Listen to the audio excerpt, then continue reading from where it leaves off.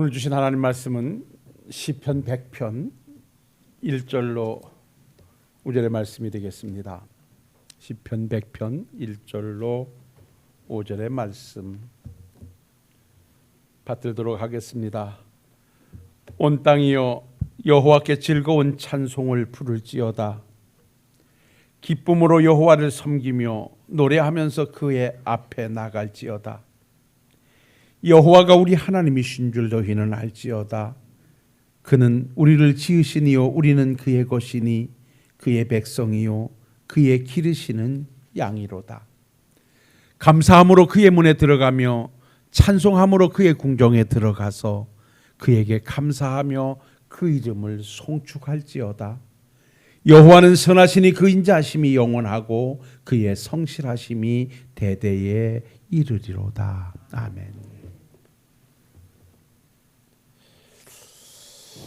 오늘은 우리가 다른 교회와 달리 조금 한 주간 늦춰서 추수감사절로 하나님께 영광 돌리는 은혜로운 주일입니다. 사실 우리가 추수감사주일이라고 한다면 농경사회에서 지금 최첨단의 시대를 걷고 있는 우리들에게 있어서 어떤 의미로 다가와서 우리가 어떻게 소화해내야 될 것인가 라고 하는 것에서 우리는 조금 짚어볼 필요도 있겠고요. 매년 이런 절기감사가 있을 때마다 간간히 여러분들에게 말씀을 드리고 있습니다마는 우리가 어떤 경우에도 감사의 신앙을 회복하고 감사를 찾아 산다는 것은 하나님의 백성으로 하나님과의 관계를 아름답게 만들어 산다고 하는 큰 목표가 주어지는 것입니다. 사실 우리가 성경적 추수감사절의 유래를 찾아본다고 하면 하나님의 백성이었던 이스라엘 백성들에게는 하나님이 3대 절기를 명령하셨죠. 그것이 바로 유월절, 그리고 오순절, 그리고 수장절이라고 하는 이 3대 절기를 하나님께서 당신의 백성들에게 구별하여 특별히 빈손으로 보이지 말고 하나님께 나와서 감사하도록 하라고 명령하셨습니다. 그 말씀이 출애굽기 23장 14절로 17절 말씀에 보면 너는 매년 3번 내게 절기를 지킬지니라. 너는 무교병의 절기를 지키라. 내가 내게 명령한 대로 아비벌 정한 때에 이래 동안 무교병을 먹을지니 이는 그 달에 내가 애굽에서 나왔음이라. 빈손으로 내 앞에 나오지 말지니라. 맥주절을 지키라. 이는 내가 수고하여 밭에 뿌린 것에 첫 열매를 거둠이라. 수장절을 지키라. 이는 내가 수고하여 이룬 것에 연말에 밭에서부터 거두어 저장함이니라. 내 모든 남자는 매년 3번씩 주 여호와께 보일지니라. 이렇게 말씀합니다. 그러니까 3대 절기를 지켜야 될 것은 하나님의 백성들에게 의무로 주어졌다는 것이죠. 6월절은 그러면 뭐냐?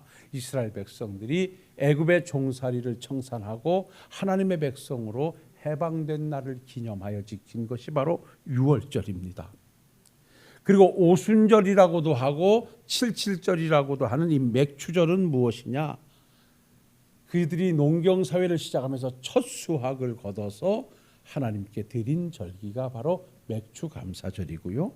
오늘 우리가 지키고 있는 이 수장절, 추수감사절, 초막절이라고 하는 이 절기는 뭐냐? 오늘 말씀에서 주시는 것처럼 1년 동안의 농사에 연말에 거두어서 저장하면서 1년 동안도 이 모든 것을 하나님이 도우셨고 하나님이 지켜주셨습니다 라고 고백하며 드리는 절기가 추수감사절입니다. 자, 이렇게 수장절을 지키라고 했는데 그러면 현대교회에 와서 이것이 어떻게 우리에게 추수감사절로 다가와서 오늘까지 이 전통을 지켜가느냐라고 하는 것, 제가 이것을 문헌에서 좀 찾아보니까 사실 이것이 추수감사절이 수장절이 대한민국 교회의 추수감사절로 자리를 매김하는 데는 우리 한국교회가 미국 선교부로부터 선교를 받으면서부터 시작이 된 것이에요.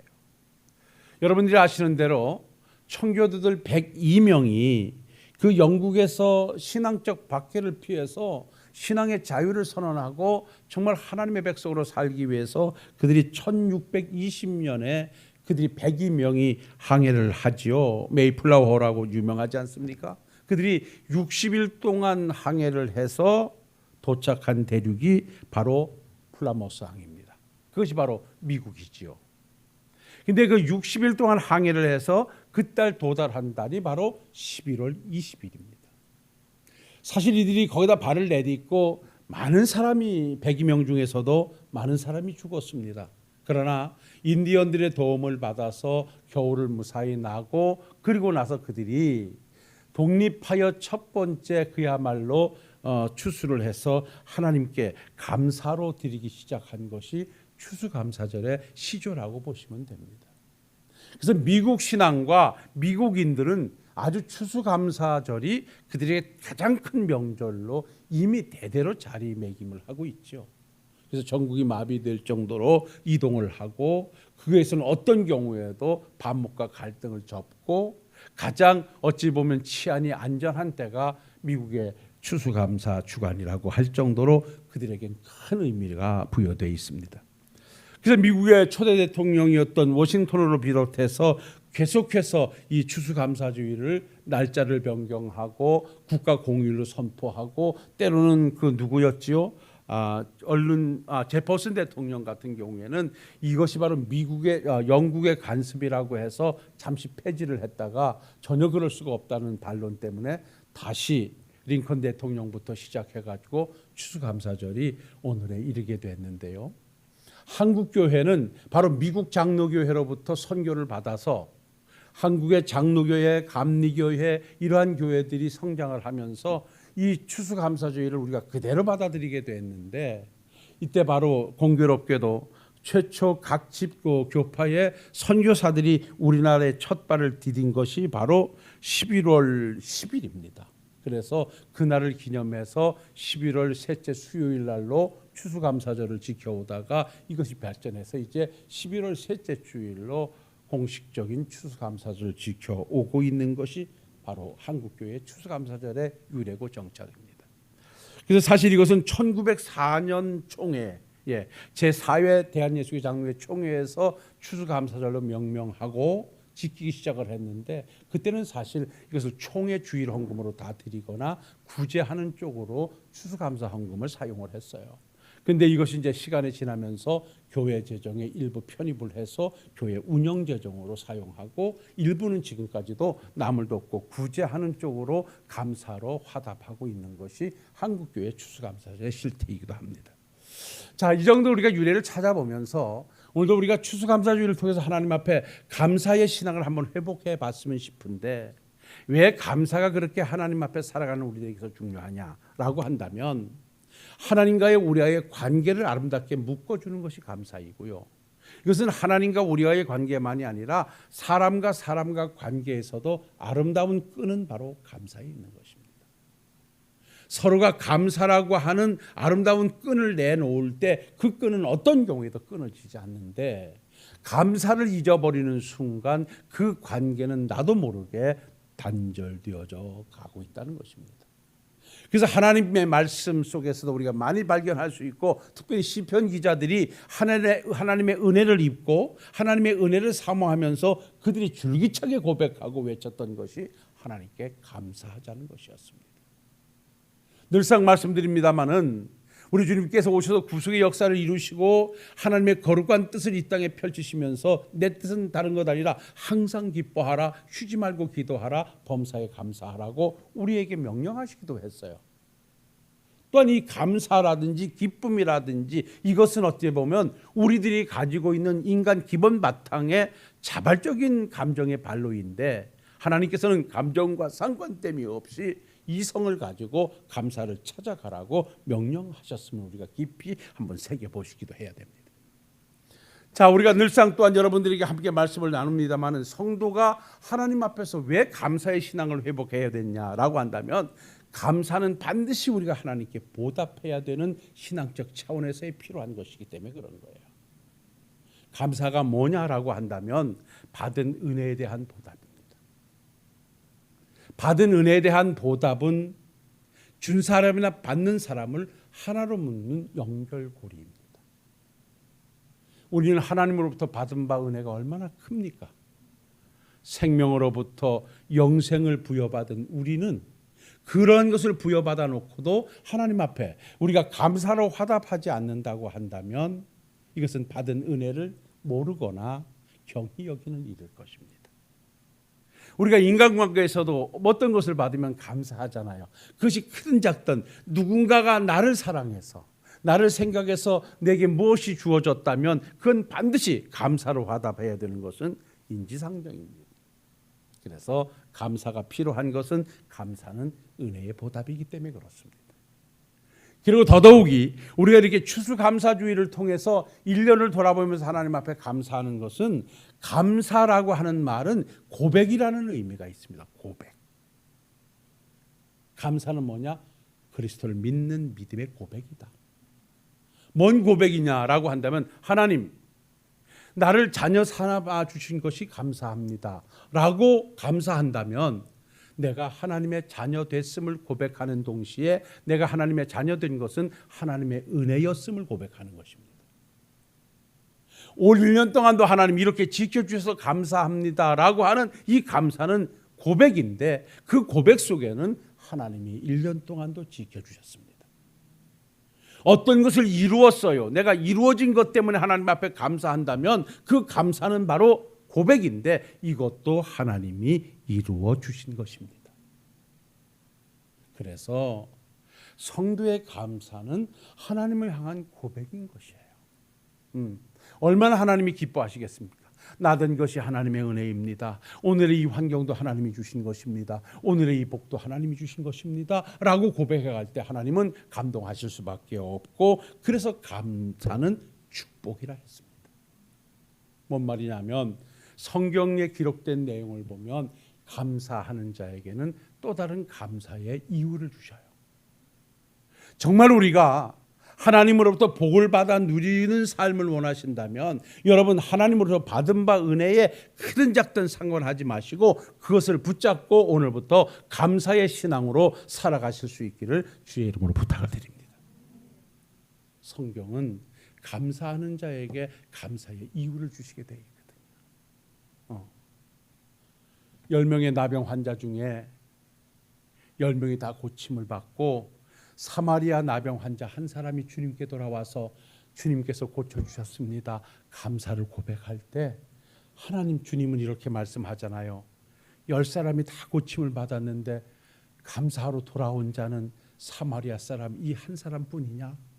라고 하나님이 한탄하시면서 돌아온 그 자에게 내 영혼이 구원함을 받았다.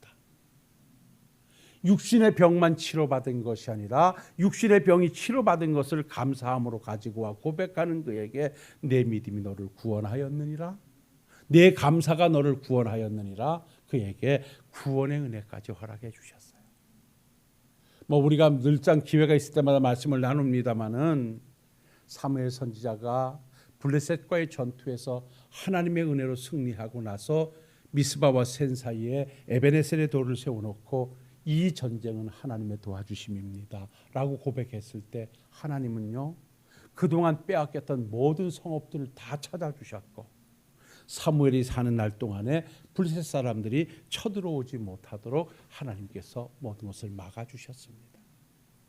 그러니까 하나님으로부터 받은 바 은혜를 한 번으로 단전할 것이 아니라 계속 지속적 사랑을 받아 가시기 위해서는 하나님으로부터 받은 바 은혜에 늘 감사로 화답할 수 있는 우리 식구들이 될 수 있기를 주의 이름으로 부탁을 드립니다.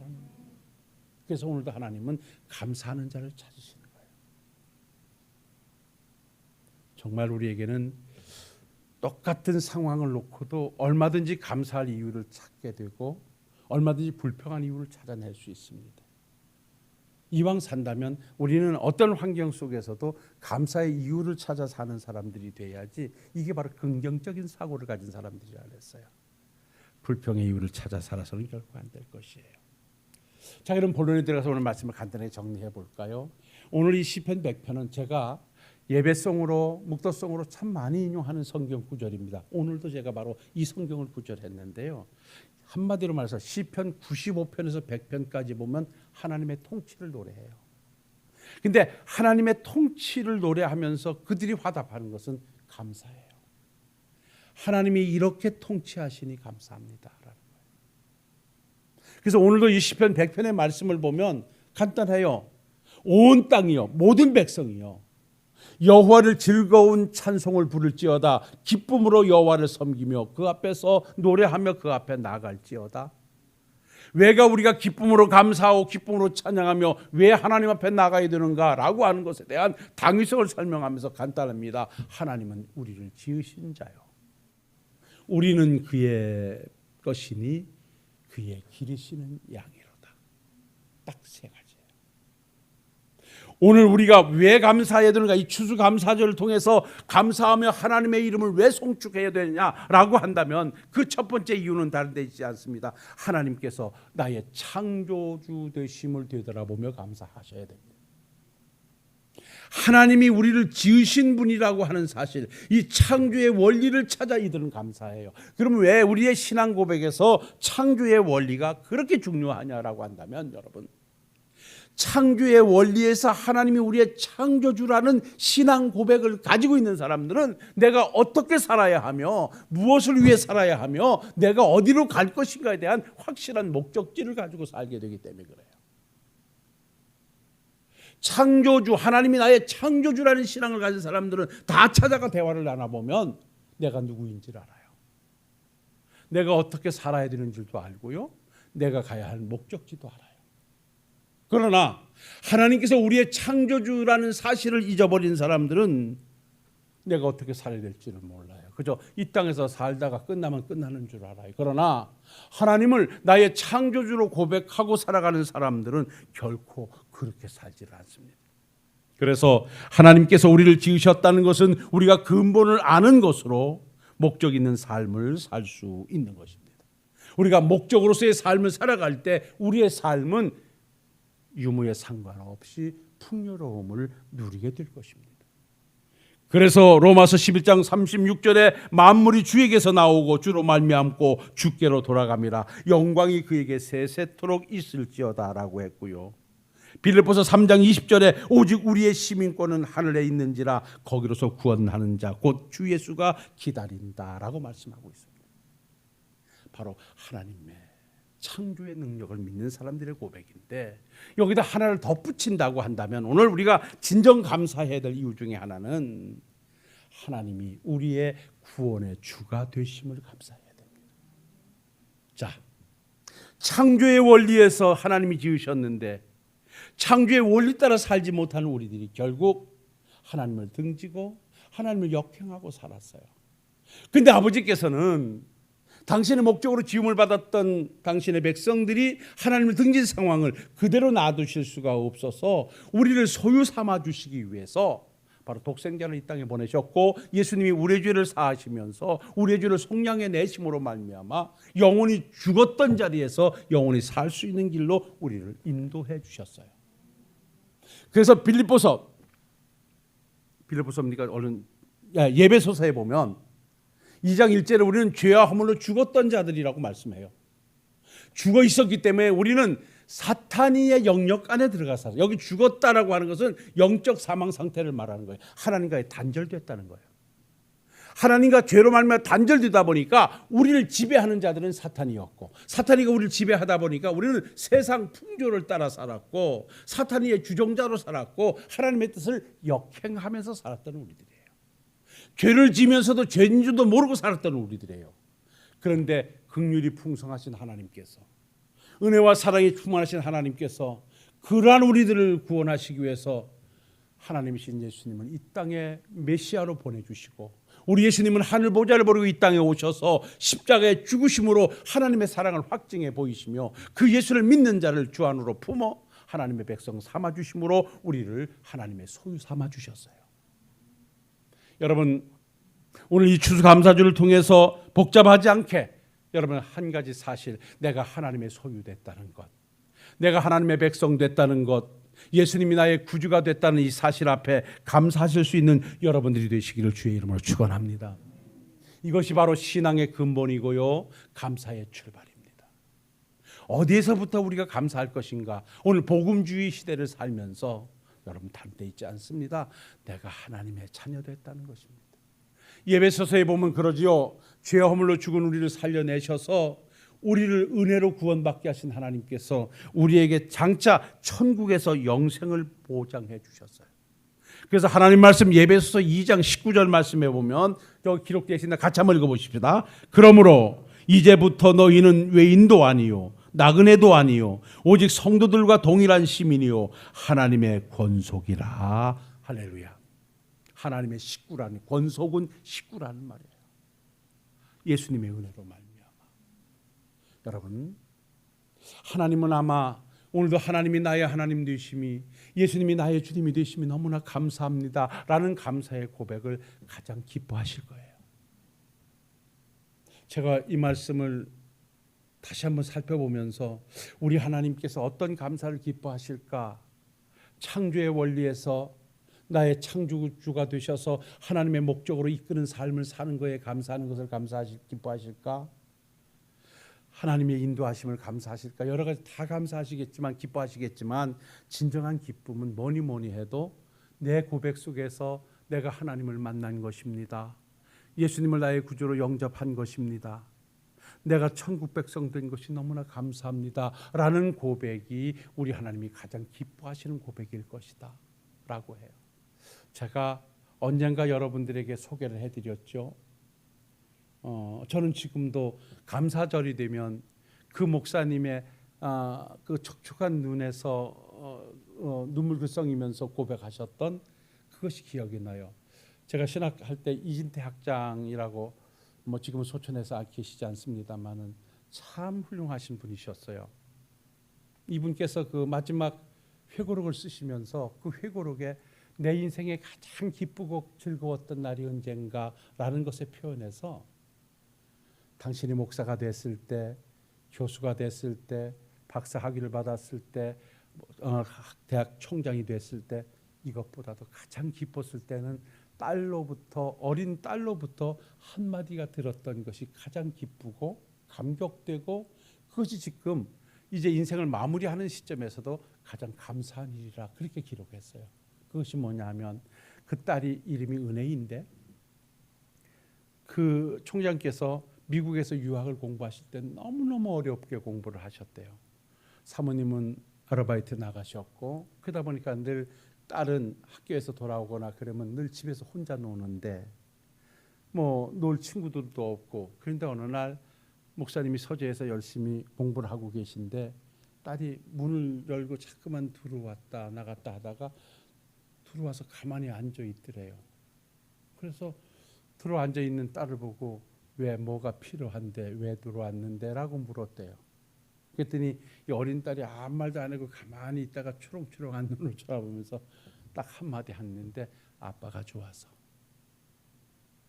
아빠한테 뭘 달라고 온 것이 아니고 아빠하고 함께 있는 것이 좋아서, 아버지가 좋아서 그 방에 들어왔다라고 하는 한마디는 당신이 살아오면서 가장 즐겁고 가장 기쁜 한마디래요.